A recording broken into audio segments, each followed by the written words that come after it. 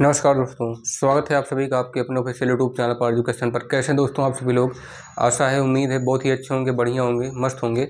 और हमेशा की तरह अपने चैनल पर अपार एजुकेशन पर करंट अफेयर्स की या फिर जनरल नॉलेज की, ठीक है, जिससे आप लोग जीके जीएस की वीडियो बोलते हैं, उसके आने का इंतजार कर रहे होंगे। तो फिर से एक बार आपका इंतजार खत्म होता है यहीं पर, क्योंकि करंट अफेयर्स की वीडियो के साथ साथ हमारी जीके जीएस की वीडियो जिस तरह से आती रहती है, ठीक उस तरह से कभी कभी करंट अफेयर्स और जीके जीएस की वीडियो अलग अलग भी आ जाती है, कभी कभी कंबाइन यानी कि एक साथ आ जाती है। तो इस बार आपको व्हाइट बोर्ड पर देखने से लग रहा होगा कि इस बार केवल जीके जीएस की वीडियो, ठीक है, एक साथ आपके लिए आई है, जिसमें दो सब्जेक्ट यानी कि दो ऐसे सेक्टर शामिल हैं। एक तो एंशिएंट हिस्ट्री, जिसे आप लोग हिस्ट्री बोल सकते हैं, इतिहास है। दूसरा है ज्योग्राफी, ठीक है, भूगोल। तो सबसे पहले हम इतिहास की चर्चा करेंगे कि इतिहास के प्रश्न किस तरह से आपके पेपर में पूछे जाते हैं, और न केवल एक एक नंबर में, कभी कभी तो दो दो तीन तीन नंबर में भी आ जाते हैं। उनके बारे में आपको दो दो तीन तीन या चार चार लाइन में लिखना पड़ जाता है।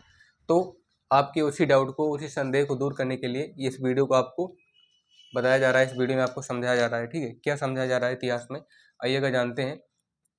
सामान्य ज्ञान, सामान्य अध्ययन, जीके जीएस, ये तो आपको दिख रहा होगा। ठीक है, GK GS for all competitive exams and government exams, ठीक है, सभी प्रतियोगी और सरकारी परीक्षाओं के लिए ये बहुत ही महत्वपूर्ण है। तो आपको दिख रहा होगा हेडलाइन में ग्रंथ, रचनाकार, विषय। प्राचीन इतिहास जब हम पढ़ते हैं तो उसमें ऐसे कुछ लेखक, कुछ कवि, ठीक है, कुछ इतिहासकार, नाटककार, ठीक है, उपन्यासकार, आप लोग कुछ भी कहिए, मतलब ऐसे महान महान व्यक्ति, महान विभूतियाँ हुई हैं, महापुरुष हुए हैं, जिन्होंने अपनी रचनाओं से सभी को हतप्रभ कर दिया है। ठीक है, मतलब सभी के मन को जीत लिया है। तो ऐसी ऐसी कुछ रचनाएं हैं जिनको पढ़ने से ऐसा लगता है कि उस समय कितनी, मतलब कितना अच्छा जो है वातावरण था, कितना अच्छा माहौल था, है ना, लेखकों का, कवियों का और राजाओं का। ठीक है, तो आइएगा देखते हैं। इसी के साथ आप को रचनाकार में विशाख दत्त, कालिदास और भास तथा शूद्रक जैसे ऐसे रचनाकार मिलेंगे, जिन्होंने अपनी रचनाओं से पढ़ने वालों का और जितने भी लोग इसे समझते हैं उनका दिल जीत लिया है। तो आइएगा देखते हैं क्या है मुद्रा राक्षस। ठीक है, ग्रंथ का नाम है मुद्रा राक्षस। ग्रंथ रचनाकार विषय, हम सबसे पहले पढ़ेंगे कि कौन सा ग्रंथ किस रचनाकार ने लिखा है और उसका विषय क्या है, किस विषय पर, यानी कि उसका सब्जेक्ट क्या है। ठीक है, किस विषय पर उसने अपने ग्रंथ को लिखा है। तो मुद्रा राक्षस नाम का एक ग्रंथ जिसकी रचना करने वाले का नाम है विशाख दत्त। ठीक है, इनके रचनाकार विशाख दत्त हैं। मुद्रा राक्षस एक ग्रंथ जिसको विशाख दत्त ने लिखा है, जिसके रचनाकार विशाख दत्त हैं, और विषय, किस विषय पर लिखा है, चंद्रगुप्त मौर्य से संबंधित कथा। चंद्रगुप्त मौर्य से संबंधित कथा आपको प्राचीन इतिहास में आप लोगों ने पढ़ा होगा, एंशिएंट हिस्ट्री में हम लोगों ने पिछली वाली वीडियो में चर्चा किया था। तो चंद्रगुप्त मौर्य कौन था तो आपको पता ही है। ठीक है, वो भी जिसने मगध के सम्राट धनानंद को हराया था अपने गुरु चाणक्य की मदद से। ठीक है, अपने जो उनके जो गुरु थे, टीचर थे, मेन उनको गाइडेंस करने वाले, सिखाने वाले वो चाणक्य थे। ठीक है, तो चंद्रगुप्त मौर्य से संबंधित कथा है, विशाख दत्त ने जो लिखा है मुद्रा राक्षस में। इस मुद्रा राक्षस जब आप लोग देखेंगे, ठीक है, तो उसमें पढ़ेंगे तो उसमें चंद्रगुप्त मौर्य से संबंधित कथा मिलेगी, यानी कि a story related Chandragupta Maurya, a story related Chandragupta Maurya. ठीक है, तो मुद्रा राक्षस ग्रंथ के रचनाकार विशाख दत्त हैं, विषय चंद्रगुप्त मौर्य से संबंधित कथा। दूसरा आता है, दूसरा वाला ग्रंथ है देवी चंद्रगुप्तम, ये भी चंद्रगुप्त के नाम से लिखा गया है, देवी चंद्रगुप्तम। ठीक है, इस दूसरे वाले ग्रंथ का नाम है देवी चंद्रगुप्तम, और इसके रचनाकार है विशाख दत्त। पहले वाले को भी विशाख दत्त ने लिखा था, और यानी कि मुद्रा राक्षस को भी विशाख दत्त ने लिखा है, और देवी चंद्रगुप्तम को भी विशाख दत्त ने लिखा है। इसका जो विषय है, इसका नाम है चंद्रगुप्त और ध्रुव स्वामिनी के विवाह का वर्णन, यानी कि चंद्रगुप्त ने ध्रुव स्वामिनी से विवाह किया था, चंद्रगुप्त सेकेंड ने नहीं। ठीक है, मतलब इसमें कह रहा है कि दो चंद्रगुप्त हो सकते हैं। पहला तो चंद्रगुप्त फर्स्ट, खुद ही चंद्रगुप्त मौर्य जिसकी बात की जा रही है, तो चंद्रगुप्त मौर्य पहला हो गया। दूसरा चंद्रगुप्त मौर्य कौन होगा, वो विक्रमादित्य होगा। ठीक है, चंद्रगुप्त द्वितीय को, यानी कि चंद्रगुप्त सेकेंड अगर लिखा है, अगर विक्रमादित्य नहीं लिखा है तो आप लोग कन्फ्यूज मत होइएगा, क्योंकि वो ऑफ कोर्स, यानी कि पूरा पूरा इनफैक्ट पूरा ट्रोली चंद्रगुप्त सेकेंड का मतलब विक्रमादित्य के बारे में बात कर रहा है। ठीक है, तो ये यहाँ पे पहले वाले चंद्रगुप्त ने जिससे विवाह किया था वो था ध्रुव स्वामिनी। तो चंद्रगुप्त ध्रुव स्वामिनी के विवाह का वर्णन है, तो describe of the Chandragupta Dhruvswamini's marriage. ठीक है, किसमें, देवी चंद्रगुप्तम में। जिसके रचनाकार कौन है, विशाख दत्त हैं। ठीक है। तीसरा वाला है मालविकाग्निमित्रम। मालविकाग्निमित्रम तीसरा ग्रंथ है और इस मालविकाग्निमित्रम के रचनाकार है कालिदास। आपको पता होगा कालिदास विक्रमादित्य के 9 सभा रत्नों में से एक थे। ठीक है, जो कि बहुत ही मतलब माने जाने ऐसे रचनाकार थे जो माता काली यानी कि माँ काली भवानी के उपासक थे। ठीक है, उनकी पूजा करते थे, उसकी वजह से इनका नाम कालिदास पड़ा था। और ऐसा माना जाता है, ठीक है, कि माँ काली की पूजा मतलब लगातार करते रहने से इनके अंदर इतना ज्ञान आ गया था कि विक्रमादित्य के ही ऊपर इन्होंने पहले तो देवी चंद्रगुप्तम लिखा, फिर मालविकाग्निमित्रम लिखा, फिर अभिज्ञान शकुंतलम लिखा, फिर विक्रमोर्वशीयम लिखा। ठीक है, सॉरी 3 रचनाएं, मालविकाग्निमित्रम, अभिज्ञान शकुंतलम और विक्रमोर्वशीयम, ऐसी 3 रचनाएं कालिदास ने की, जो कि तीनों विक्रमादित्य के ऊपर थी। मतलब कहा जाए तो ऐसे ऊपर थी, लेकिन उसमें जो जो मुख्य रूप से जिस जिस कथाओं का वर्णन किया है, जिस प्रेम कथाओं का, वो ये का जानते हैं कौन सी है। मालविकाग्निमित्रम, जिसको कालिदास ने लिखा है, अग्निमित्र और मालविका की प्रेम कथा। ठीक है, अग्निमित्र और मालविका की प्रेम कथा यानी कि love story of Agnimitra and Malvika. ठीक। फिर चौथा अभिज्ञान शकुंतलम। अभिज्ञान शकुंतलम भी कालिदास जी के द्वारा लिखा गया है। इसका मेन जो विषय है वो है, मुख्य विषय किस विषय पर लिखा गया है अभिज्ञान शकुंतलम, दुष्यंत और शकुंतला की प्रेम कथा का वर्णन है, the love story of Dushyant and Shakuntala. ठीक है।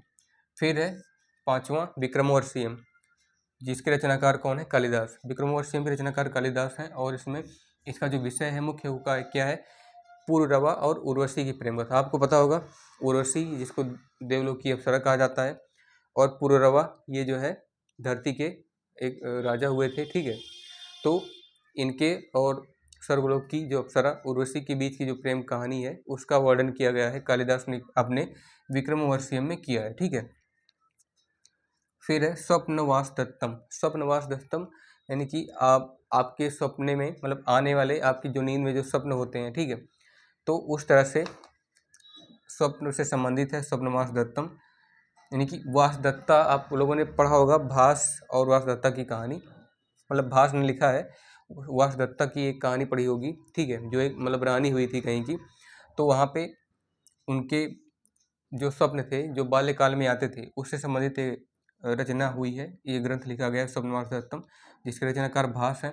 इसमें उदयन और वासदत्ता की प्रेम कथा, हाँ वही हम बात करने वाले थे।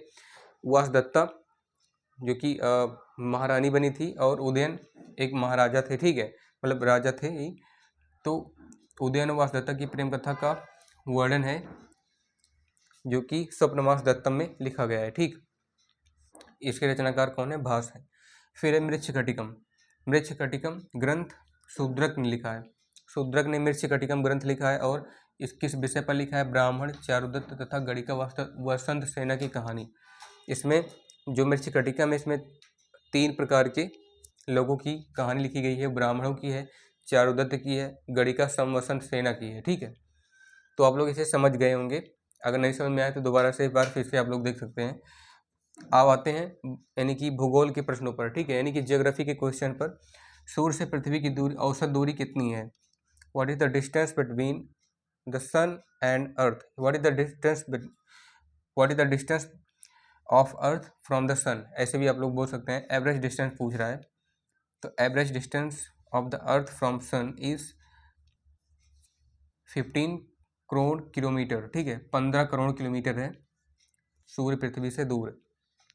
मतलब अगर पृथ्वी पर सबसे तेज जो वायुयान है अमेरिका का, ठीक है, तो क्या नाम है उसका, स्पेसक्राफ्ट, ओ सॉरी एरोप्लेन एक्स करके कुछ नाम है, मतलब एयरक्राफ्ट है, अगर उससे चलें, एयरक्राफ्ट फाइटर जेट एक्स करके है, जिसका सबसे ज़्यादा स्पीड जो होता है वो है कम से कम 25 से 20,000 से 25,000 किलोमीटर प्रति घंटा। ठीक है, अगर अमेरिका की सबसे तेज वायुयान से चलें, है ना, एयरक्राफ्ट से चलें, मान लीजिए एयरक्राफ्ट से चलें जिसकी स्पीड है एरो एक्स जिसका नाम है, जिसकी स्पीड क्या है 30 मैक्सिमम पकड़ ले 30,000 किलोमीटर प्रति घंटा।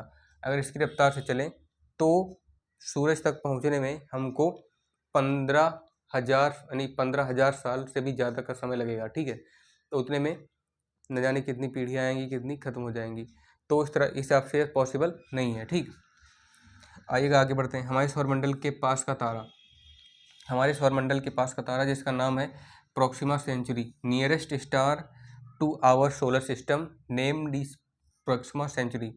प्रोक्सिमा सेंचुरी हम बता दें, आपको पता भी होगा आपको कि सौरमंडल के सबसे पास का तारा है और इसकी जो दूरी है पृथ्वी से, अपनी हमारा जो ग्रह पृथ्वी है प्यारा सा, इसकी जो है मतलब हमारी पृथ्वी से अपने पास वाले तारे की दूरी जो कि सूर्य से लगभग 20 गुना ज़्यादा बड़ा है ये प्रोक्सिमा सेंचुरी तारा, ठीक है।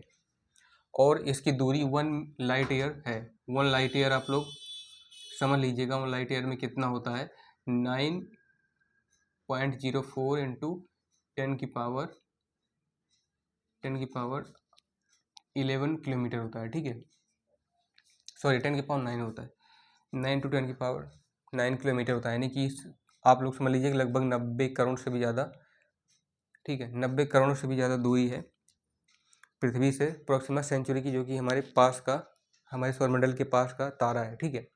तो nearest star to our solar system is Proxima century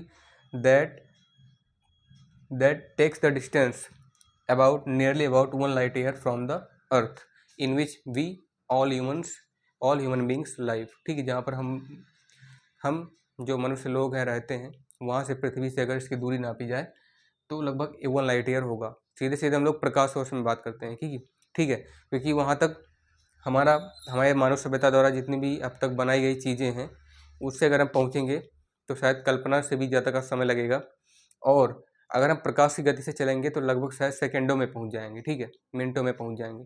तो ये रहा दोस्तों आज का हमारा खास टॉपिक आपके लिए, इतिहास और भूगोल के प्रश्नों के साथ। तो यहीं पर ये वीडियो समाप्त होता है। आप लोगों को समझ में ज़रूर आया होगा। अगर समझ में नहीं आया है तो दोबारा से वीडियो को देखने के लिए आप स्वतंत्र हैं, ठीक है। और जितना ज़्यादा हो सके वीडियो को लाइक कीजिए, शेयर कीजिए। आप चैनल पर पहली बार सब्सक्राइब करना ना भूलें। तब तक आप लोग पढ़ते रहिए, धूम धमाल मचाते रहिए। मिलते हैं आपके नेक्स्ट वीडियो में एक और रोमांचक क्वेश्चन और इसके नए सफ़र के साथ। तब तक के लिए जय हिंद, वंदे मातरम।